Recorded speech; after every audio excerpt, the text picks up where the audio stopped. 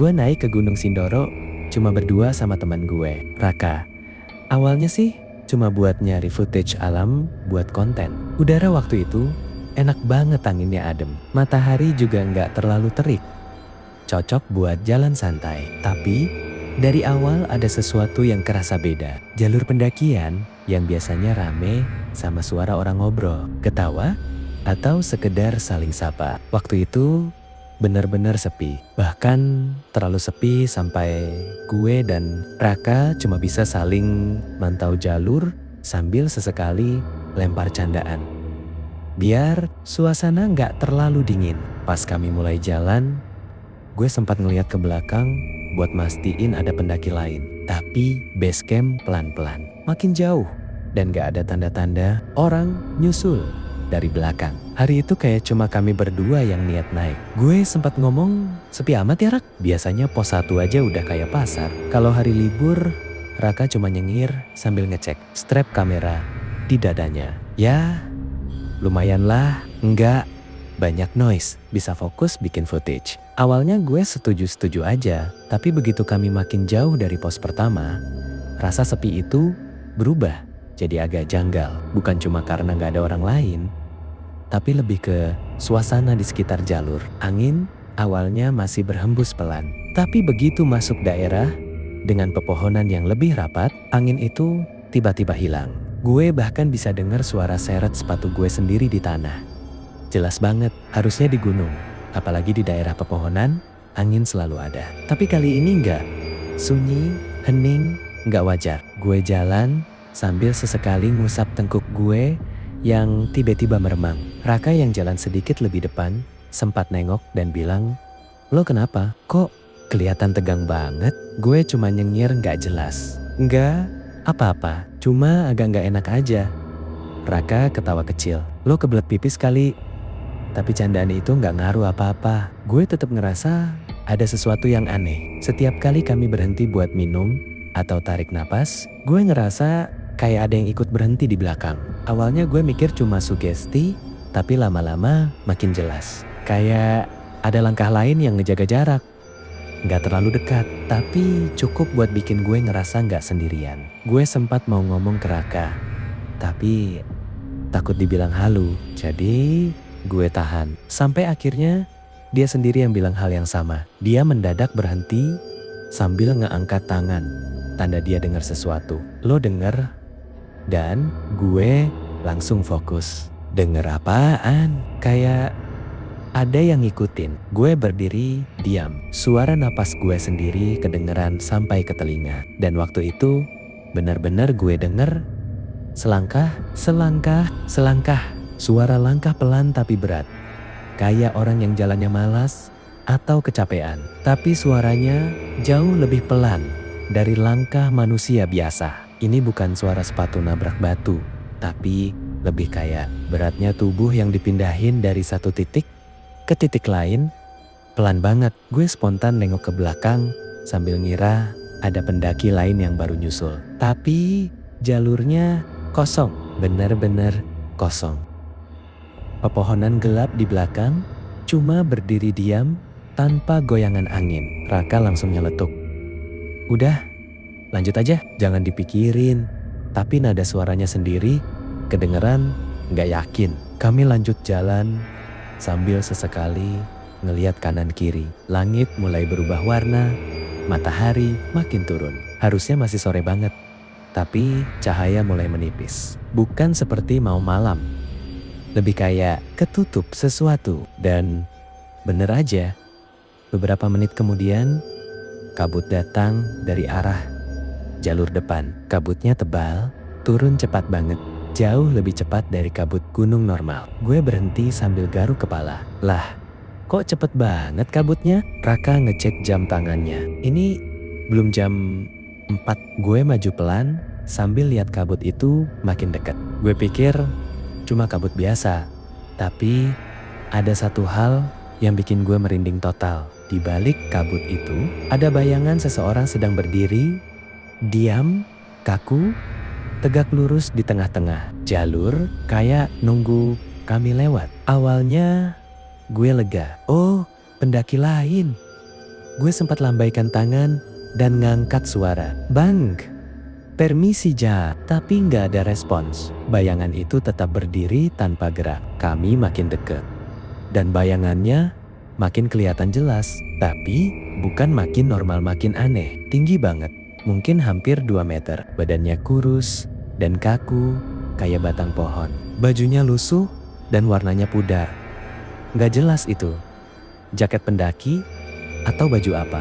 Tapi yang bikin napas gue langsung berhenti bukan itu mukanya, atau lebih tepatnya nggak ada mukanya. Dari jarak 10 meter, gue bisa lihat bagian kepala itu. Cuma kayak bentuk wajah manusia, tapi tanpa fitur apapun. Nggak ada mata, nggak ada hidung, nggak ada mulut. Cuma permukaan putih kusam yang halus, tapi sekaligus nyeremin. Kayak kain putih yang ditarik rapat di atas tengkorak. Gue langsung berhenti mendadak dan hampir jatuh karena saking kagetnya. Raka yang di depan gue kebingungan. Kenapa lo?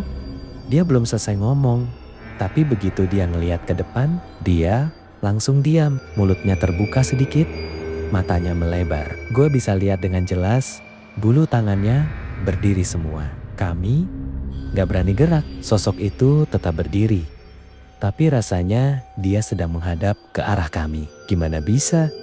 Dia melihat kami tanpa mata. Tapi itu justru bikin gue makin takut. Karena meskipun gak punya mata, gue merasa dia tahu posisi kami. Kayak dia aware kalau kami lagi ngeliatin dia. Gue tarik napas dalam-dalam. Tapi dada gue malah makin sesek. Raka bisik, jangan gerak dulu. Suaranya pelan dan gemetar. Gue mencoba mikir jernih. Tapi suara langkah dari belakang tiba-tiba muncul lagi. Kali ini lebih cepat, lebih jelas. Selangkah, selangkah, selangkah. Rasanya gue mau teriak. Karena pas gue nengok ke belakang, jalurnya masih kosong. Tapi suara itu jelas makin dekat. Kayak sesuatu yang gak kelihatan lagi jalan ke arah kami. Gue ngerasa kayak ada tekanan di udara. Kayak hawa sekitar kami mendadak lebih berat. Sosok tanpa wajah di depan kami tiba-tiba bergerak sedikit. Bukan jalan, cuma miring pelan ke sisi kanan. Tapi gerakannya patah-patah. Kayak robot rusak atau boneka yang dipaksa bergeser. Gak ada suara sama sekali dari gerakannya. Tapi gue hampir yakin kalau apapun itu, dia baru mulai memperhatikan kami. Dan saat kabut makin tebal nutupin jalur, gue sadar sesuatu yang bikin seluruh badan gue dingin. Gue dan Raka berdiri di tengah jalur yang makin lama makin tertutup kabut. Gak bisa balik, gak bisa maju. Dan di depan kami ada sosok tinggi tanpa wajah yang gak pernah gue lihat sebelumnya. Dan makin lama gue lihat, makin gue yakin satu hal. Dia bukan pendaki. Dia bukan orang. Dia bukan sesuatu yang harusnya ada di jalur pendakian. Dan rasanya dia nunggu kami dari awal. Gue sama Raka langsung berhenti. Badan gue kayak dikunci. Kaki gue berat banget buat maju. Bayangan itu masih berdiri di tengah jalur, tepat di tempat kami harus lewat. Tingginya gak masuk akal.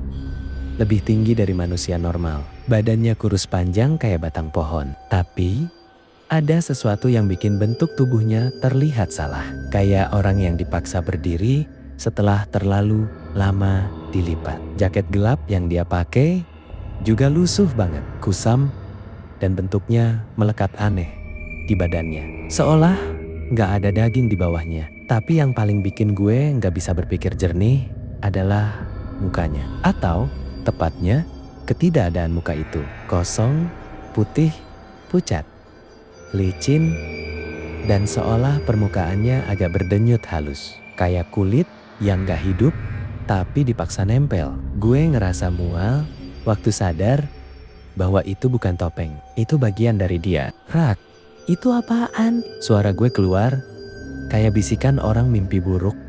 Hampir gak kedengeran. Raka gak jawab. Mukanya pucat kayak kertas. Bulu tangannya berdiri semua. Dan gue bisa lihat dari jarak dekat bahunya gemetar. Itu udah cukup nunjukin kalau apa yang gue lihat bukan halu atau bayangan yang dibentuk kabut. Karena Raka jelas ngelihat hal yang sama. Sosok itu gak bergerak, bener-bener diam. Tapi Ada yang jauh lebih ngeri dari makhluk yang bergerak cepat. Makhluk yang gak bergerak sama sekali. Tapi tiba-tiba posisinya berubah setiap kali lo berkedip. Dan itu yang terjadi. Pertama kali gue lihat, jaraknya mungkin 15 meter. Gue kedip sekali. Tiba-tiba cuma 10 meter. Gue gak denger langkah, gak denger gesekan tanah, gak denger apapun, tapi dia jauh lebih dekat. Raka tarik napas pendek dan mundur selangkah. Gue refleks ikut mundur. Kabut makin tebal dan suasana aneh itu bikin gue pengen kabur. Tapi kaki gue kayak lengket di tanah. Gue cuma bisa ngeliatin sosok itu, berharap dia nggak bergerak lagi. Tapi harapan gue langsung hancur begitu gue sadar dia bukan sendirian. Raka lentikan matanya ke belakang sebentar, lalu langsung nutup mulutnya, nahan teriakan yang hampir keluar. Gue ikut nengok cepat dan jantung gue langsung turun. Ada satu lagi, sosok tanpa wajah yang sama persis. Tinggi, kurus, jaket gelap lusuh, dan wajah kosong putih yang menatap. Kalau itu bisa dibilang menatap ke arah kami. Mereka berdua posisinya tepat buat nutup jalur maju dan mundur. Tawa Raka hilang. Berani, dia juga hilang. Sekarang dia cuma manusia biasa yang beda beberapa detik aja dari pingsan kalau gue nggak ambil alih. Gue bisik pelan-pelan. Kita belok kiri, masuk semak. Sekarang jangan mikir. Raka ngangguk cepat. Kami langsung terobos semak-semek tanpa mikir keadaan jalur. Gue nggak peduli kakinya kena duri, tanahnya licin, atau batang pohon hampir nusuk muka. Yang penting jauh dari makhluk-makhluk itu. Nafas gue kacau banget. Raka juga sama, dia sempat hampir jatuh, tapi gue tarik jaketnya. Suara dari belakang kami bukan suara langkah, tapi kayak gesekan benda berat yang dipindahkan tanpa tanah bergerak.